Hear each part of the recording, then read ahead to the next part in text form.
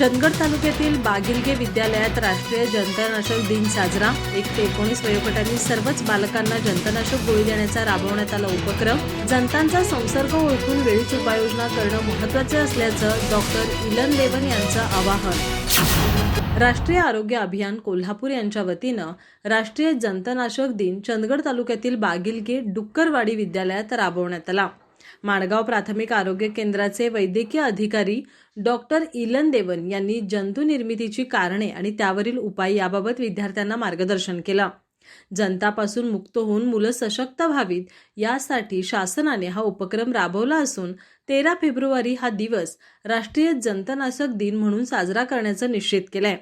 बालकांचं आरोग्य आणि पोषण याविषयी स्थिती, शिक्षणाची संधी तसंच जीवनाचा दर्जा सुधारावा यासाठी 1 ते 19 वयोगटातील सर्व शासकीय शाळा तसंच या वयोगटातील शाळेत न जाणाऱ्या बालकांना जंतनाशक गोळी देण्यात आली। जंतांचे विविध प्रकार, जंतांचा प्रादुर्भाव हा अस्वच्छता आणि मलिनता यांचा परिणाम आहे। दूषित मातीच्या संपर्कात आल्यामुळे हा प्रसार होतो असंही डॉक्टर इलन देवन यांनी यावेळी सांगितलं। सुरुवातीला प्रास्ताविक MN शिवणगेकर यांनी केल्यानंतर मुख्याध्यापक SS तुर्कवाडकर यांनी स्वागत केलं। यावेळी आरोग्य सेविका विद्या सावंत आणि आरोग्य सेवक पुंडलिक पाटील यांनीही विद्यार्थ्यांना मार्गदर्शन केलं। कार्यक्रमाचं सूत्रसंचालन राजेंद्र शिवणगेकर यांनी केलं तर आभार TV पाटील यांनी मानले। अधिक माहिती आणि ताज्या घडामोडींसाठी आजच आमचे चॅनल सबस्क्राइब करा।